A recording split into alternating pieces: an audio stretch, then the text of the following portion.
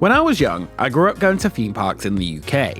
It was a time when information on parks was not as well known around the world as it is today, where the internet has every stat, ride, and information that you could want, and every failure of success is shared with a host of opinions in seconds around the world. I knew about the UK parks and had visited them often, but parks overseas was somewhat of a mystery outside of books. In 2002, something would spark my interest in these overseas theme parks. It wouldn't be a website or even something on the TV, it would be a video game. Roller Coaster Tycoon 2 would include a section of real parks. The first game had included a handful, but mostly UK-based real parks, but one park in particular in the second game caught my attention. Six Flags Magic Mountain, and I was obsessed. With rides featured like X, Colossus, and bizarrely the one I was most intrigued by, the giant Deja Vu. So much that I started using the name Deja Vu in other video games. Why? I don't really know, but still, Diablo 2 Deja Vu, best barbarian. I had grown up with Nemesis, Oblivion, The Missile, but one real park in a video game had opened my eyes to how much more was out there in the world to ride and see. For one British kid, Magic Mountain became the coolest place in the world. One that I had never been to, and one that I had no chance to go to anytime soon, yet I was desperate to know everything I could about it. It seemed like a place that was perfect, with the biggest, most innovative roller coasters anywhere. I had no idea 30 years earlier it was considered a failure. What seems like perfection when you look at places from afar can often be far from it at another point in history. What was created by the founder of SeaWorld, Magic Mountain's opening was a disaster, and quickly given the name Tragic Mountain. The park would eventually become legendary over the years that followed, but the creation of Magic Mountain was troubled. Man was not meant to do that!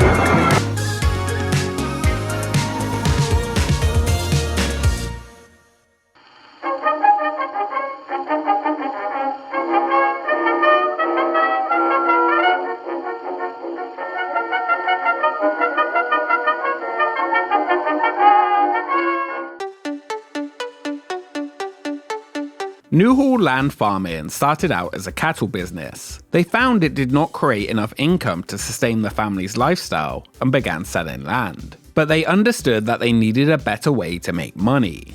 In the 1950s, the county of Los Angeles was trying to encourage more residential development and began taxing land on what it would be used as, rather than its actual use, increasing the tax costs for Newhall Land and Farming. Once again, they were struggling to make a profit, and since their land was designated for residential, they thought they may as well do that themselves. Newhall Land Farming would create a brand new residential community on their land, and they would call it Valencia. The first homeowners would move into this brand new community in 1967. This master planned community, an innovative 15,000-acre new town, was designed by architect Victor Gruen and his company. The same company that a few years earlier designed and created the final vision for SeaWorld San Diego for one of its founders, George Millay. In 1968, George Millay was riding high with the successful creation of SeaWorld. While it started off slow, the original park was now making a profit and seen as a huge success. Work was underway on a second park in Ohio, and there was often talk of what to do next. Dave DeMotte, one of the four founders of SeaWorld, would often come to George Millay and try to persuade him to get into the theme park ride business, rather than just animals. He would show George how positive the financial numbers were from places like Disneyland and Cedar Point, and with the promise of great profits, SeaWorld was about to look into creating a traditional theme park.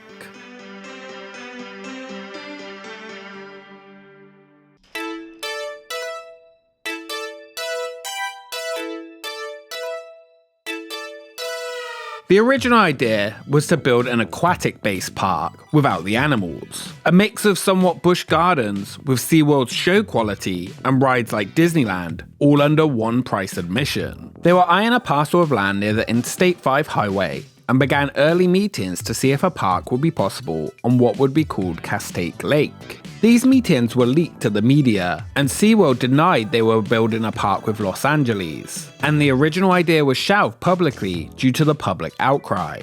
Later, rumors began again that SeaWorld would have a new partner and soon a new theme park. George Millay had stated that he was looking for locations reaching all the way from Orange to Ventura counties, and landowners were fighting to try and get the new SeaWorld park at their location. This, however, would not be a SeaWorld park. George Millay would discuss his idea with his friend Ben Southland from Victor Gruen Architects. It was him who would introduce George Millay to the CEO of Newhall Land and Farming Company, the company who was behind that town of Valencia. They were exploring further ideas to develop a large parcel of land in their Valencia community to bring more people to the area, put Valencia on the map, and make even more money. Newhall Farming had already known SeaWorld's reputation, so in a very short time they had struck up a deal to create a 50-50 partnership to work on something neither of them really had any experience with, a ride-based amusement park. To bring George Millay's aquatic amusement park to Valencia, each company would put up $2 million, along with $4 million in equity, and Newhall Land Farming would be responsible to raise the additional $18 million and loan it to the partnership. The deal had been signed. After feasibility studies looked promising, expecting to earn $10 million in profits a year with a 1.6 million gate attendance, it was time to actually find out where and what they would create. SeaWorld was incredibly busy at the time, with now 2 parks open and a third being looked at down in Florida, so they wouldn't use the tried and tested teams who had successfully created and opened the original SeaWorld parks. Instead, they would have to look outside for someone else to manage the project and keep it completely separate from the SeaWorld entity.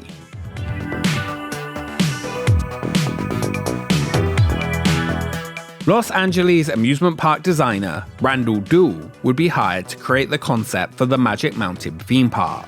He had already worked on creating Six Flags Over Texas and Astroworld, among helping with many other amusement attractions from the time. The Newhall Land Farming Company had approved 3 potential locations for the amusement park, so Randall Duhl flew over all 3 in the SeaWorld helicopter to choose which one he preferred. He was drawn to the piece of land with a mountain, or more of a hill, in the middle of it.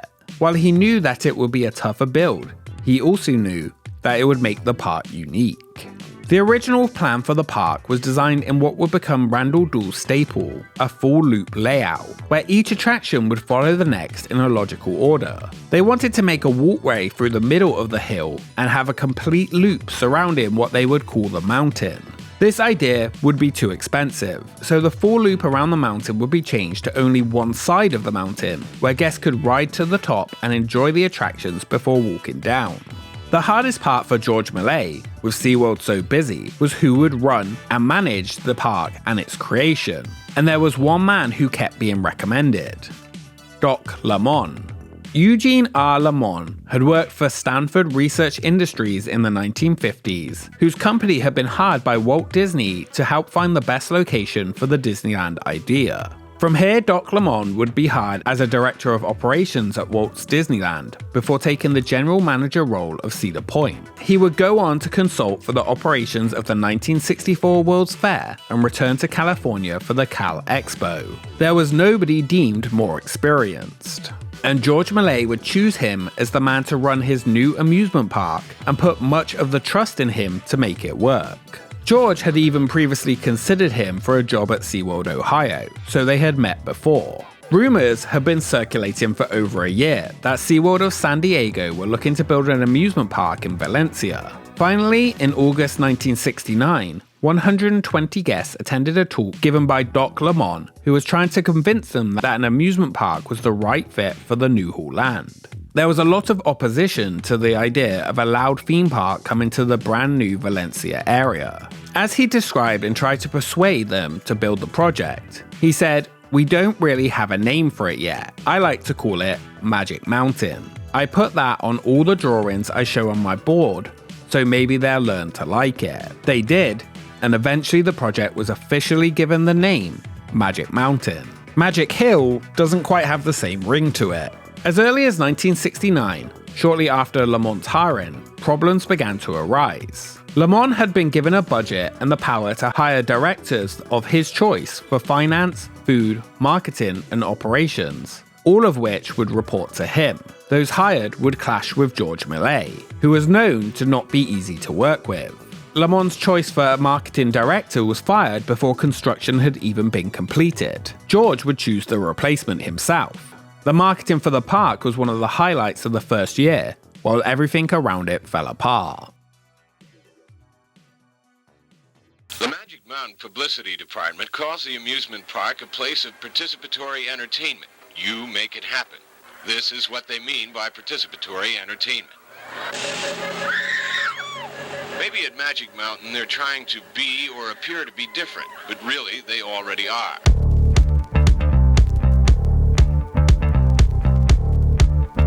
In June 1970, a 400-person gala was held in the ballroom of the Sheraton Universal Hotel in Hollywood for the official public reveal of the Magic Mountain theme park.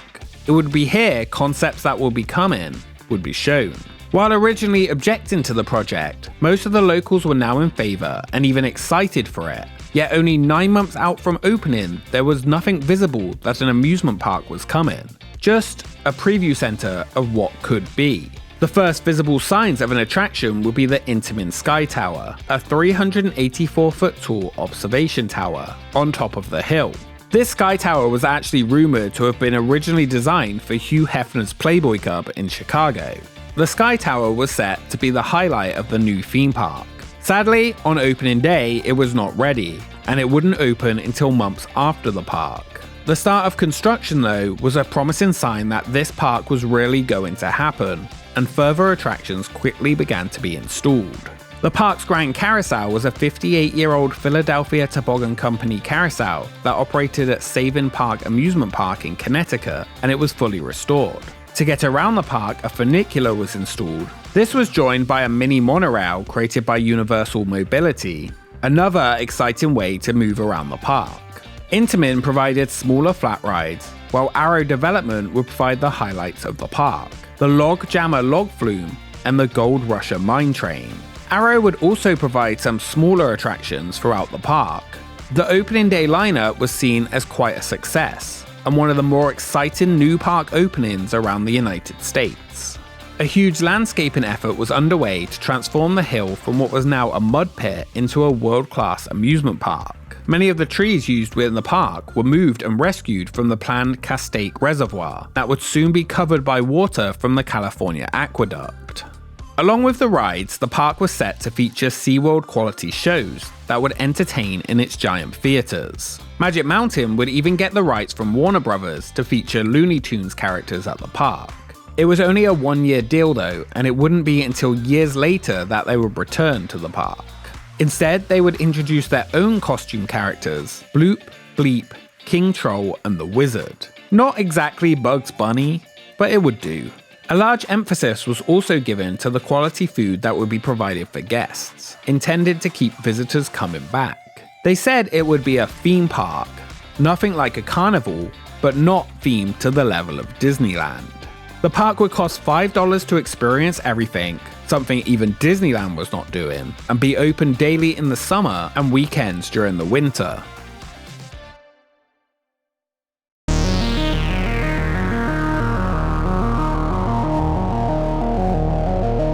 During the creation of Magic Mountain, Doc Lamont and his team insisted everything was on schedule and within budget. George Millet was skeptical, but everyone else was ecstatic at the progress. The park's management team thought they were within budget until the day the park opened, when they found out they were more than $5 million over budget. The head of construction had been hiding bills in his office drawers, forgetting about them. George Millet had repeatedly been concerned about it being over budget, and had told Doc Lamont to talk with his construction manager to check, yet he would never listen. The construction of the park, however, went smoothly.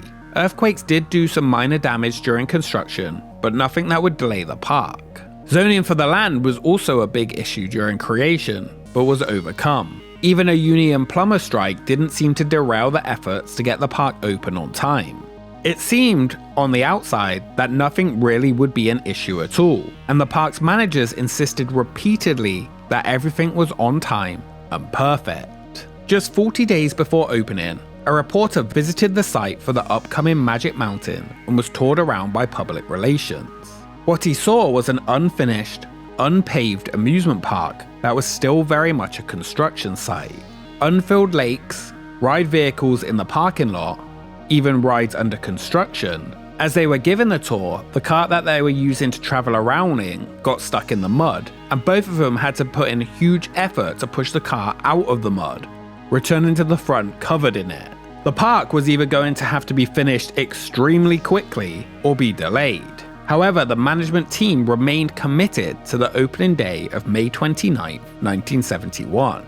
Staffing for the brand new park would be a major project, with 1,100 jobs required to be filled, many of which were seasonal roles. Just like at SeaWorld, George Millay insisted that men would have short-cut hair. He didn't want any long-haired hippies in his park, sea life or not. On hiring day, an overwhelming amount of young adults arrived hopefully to get jobs. Even with that, the park was understaffed 30 days before opening. A month before opening, marketing manager Schultz had said that he didn't think the park would be ready, and that he could delay the opening events if needed. Construction manager Gene Wade insisted that it would be ready and under budget, and convinced the board to go ahead. It was still not known that the park was severely over budget. No surprise, by opening day, the park was not ready. 3 of the major attractions were not operating. Landscaping was not complete. It was too hot and there was not enough shade in the park, and the park's parking lot was too small. Everything that could go wrong did. Schultz stated that there was not enough of anything in the park except people. A small charity and press preview was held pre-opening, hosted by Burt Baccarat, with many celebrities in attendance. The event was chaotic, with rides not working, lines over 3 hours, bathrooms not working, and this was just a preview of what would come for the real opening.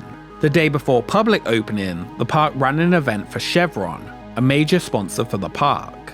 A miscommunication had led to Chevron handing out 10,000 family tickets rather than 10,000 individual tickets, leading to nearly 40,000 people trying to attend the special event. The parking lot was full almost immediately, and the park had to park cars on the newly landscaped gardens before eventually turning away hundreds of employees of one of their biggest sponsors. Surely the official opening day, though, would go smoother. Magic Mountain would officially open the next day on Sunday the 29th of May 1971 as originally planned. It went just as badly as you might suspect. On opening day, a reporter came to the park from the LA Times to do a story on the United States' newest amusement park. He was personally escorted around the park and went on the funicular, his first attraction, that would take him and his wife to the top of the park. It malfunctioned and came to an abrupt stop. The reporter fell and broke his leg. It took over an hour to get him down from the attraction as nobody really knew what to do. Not only this, after he was transported to the hospital in an ambulance, it turned out his wife, who was joining him for the visit's car, had been stolen from the parking lot. Security was also an area that needed some work in the opening years. The park hesitantly awaited what the article would say. A week later, the article appeared. It began with "There's a new amusement park in Southern California that the owners call Magic Mountain." The reporter stated it should really be called Tragic Mountain. The name Tragic Mountain stuck with those in attendance and locals. Papers called it a rush job, a disaster, and a disgrace. Thousands were turned away on opening day, most of the rides were not working, and everything looked unfinished. Magic Mountain's opening day took place the same day as SeaWorld Ohio was debuting a new water ski show. George Millay chose to be at SeaWorld. During the creation, while SeaWorld was a major partner, its work was really left in the hands of Doc Lamont and the team Lamont had chosen. George heard the news by a phone call. He was furious. They had spent $25 million to build this new theme park, which he had also just found out was millions of dollars over budget, and within a week people were calling it Tragic Mountain. Internally, the park was a huge failure. Its public image was not much better. Things would have to change quickly, and George Millay wanted out. The one lucky thing about the opening of Magic Mountain and its failure was that it did not have any impact on SeaWorld. They had gone through great lengths to keep everything to do with a new park separate from the SeaWorld entity. Ultimately, if they had used the same teams that had worked on SeaWorld, Tragic Mountain could have maybe been avoided altogether. Opening year was a financial loss for Magic Mountain. George Millet had lost all interest and hopes in the future of the park, who wanted to be known as the man who made the Tragic Mountain. By the end of the opening year, SeaWorld would sell their half of the deal to New Holland at a loss.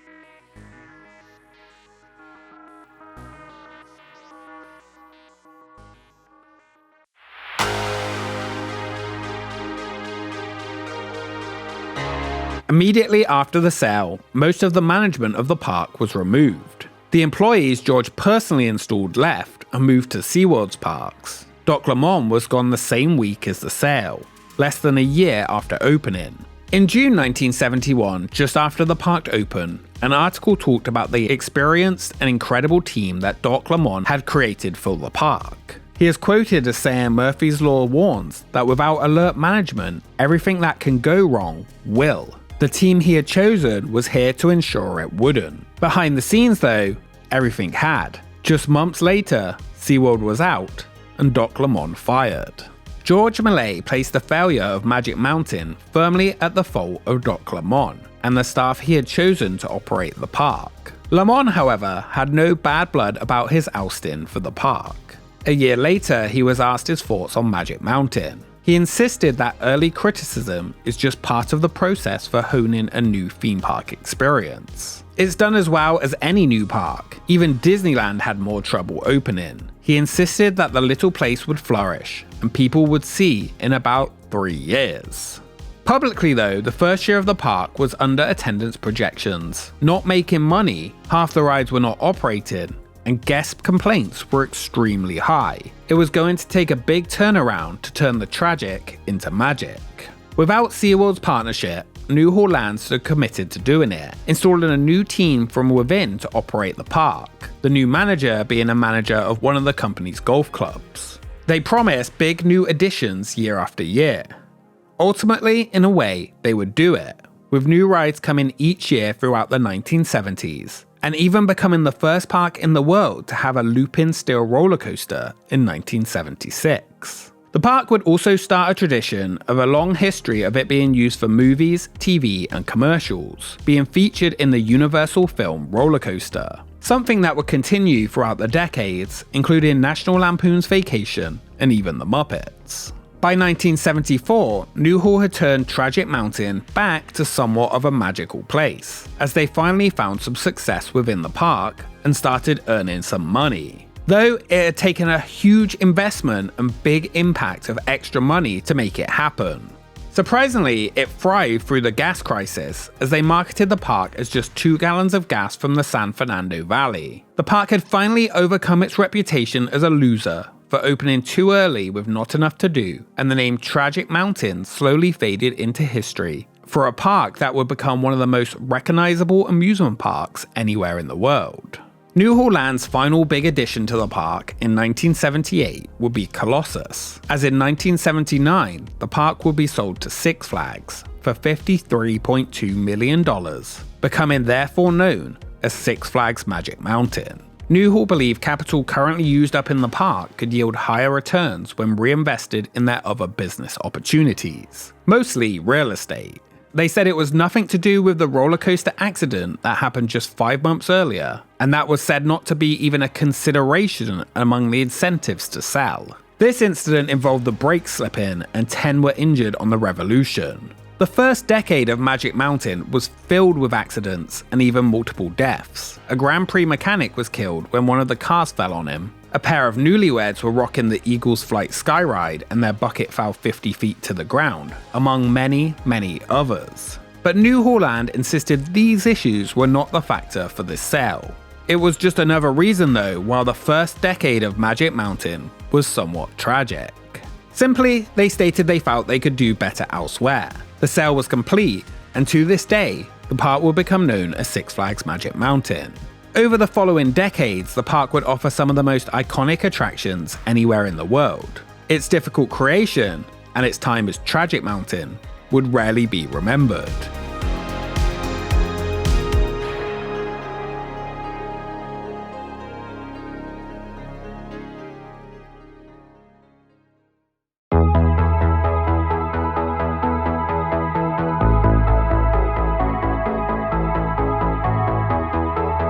In 2002, when I first heard of Magic Mountain theme park from Roller Coaster Tycoon, it was over 30 years after it had opened. What had come before didn't matter. It seemed like a magical place, a place that could never have had any issues. Many of those early theme parks had difficult openings, and those with the money to do so would overcome it, changing their reputation forever.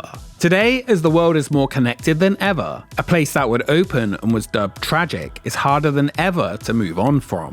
Theme parks are now criticized and picked apart more often than ever. A ride or theme park failure can never be forgotten, and that first impression is harder than ever to overcome.